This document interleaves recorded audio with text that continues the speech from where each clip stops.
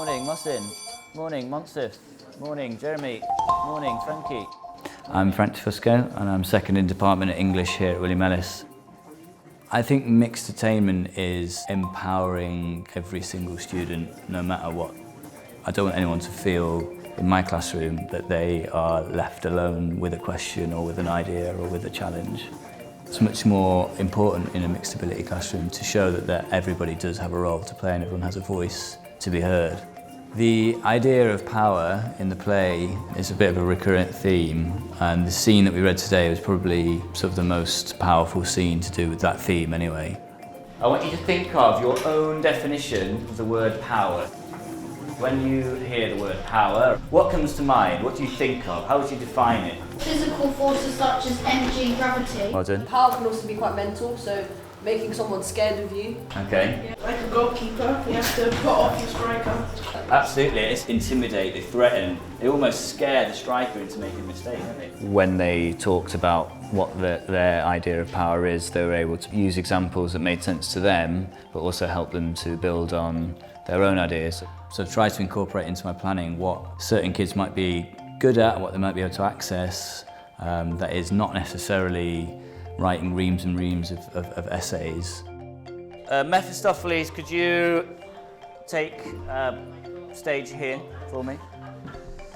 There is another character here, boys, that I've not put on for a single person. The other character is this old man. I would like the old man's part to be read by everybody in this room. Pity for what might become of you. Call on God's mercy. Fear for that unhappy soul of yours. Thank you very much.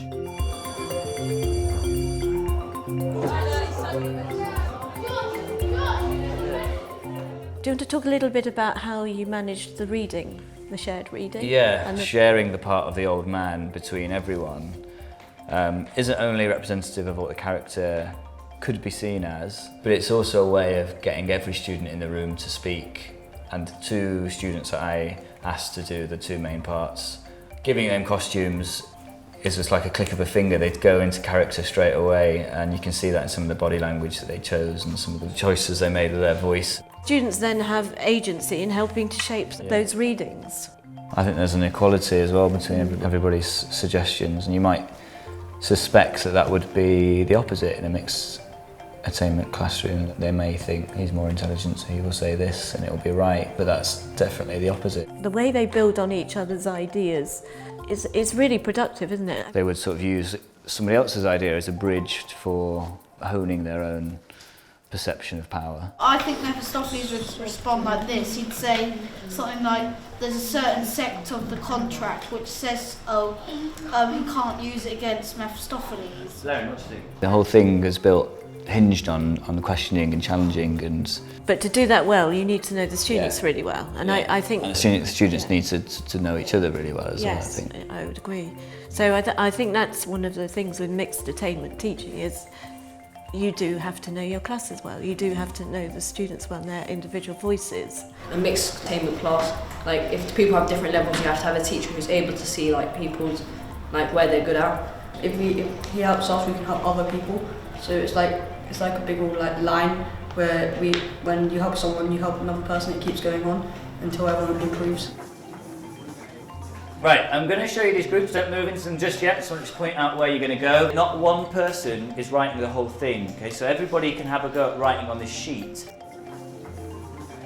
If you could actually write a branch coming from that bit of information. So at the end, there was a huge range of groupings when they worked on their planning task. They're encouraged to feed off each other and to bounce off each other and to question each other and challenge each other. And I think when you do have a range of strengths, that discussion becomes much more rich. Having a voice in school is something that some people take for granted. I've seen so many lessons where a student might not actually speak or be asked to speak or be expected to take part because of the dynamic of the classroom, whether it's a lower set or a top set. Interesting point. Does anybody agree or disagree? It says Mephistopheles doesn't have control, doesn't have power. I think Mephistopheles has power, but he doesn't assert his power. He's using mental pressure or peer pressure to help him. It's a really good idea, don't you think? He's trying to get him to the side of him, and he's not fazed by the devil. Okay. If you are asking students to actively take part in a lesson, they're going to enjoy school life more, they're going to take much more out of it. Whilst you are learning of other people, you are also learning how to speak with other people and learning how to interact with others, which is a really important skill, I think, in this day and age as well.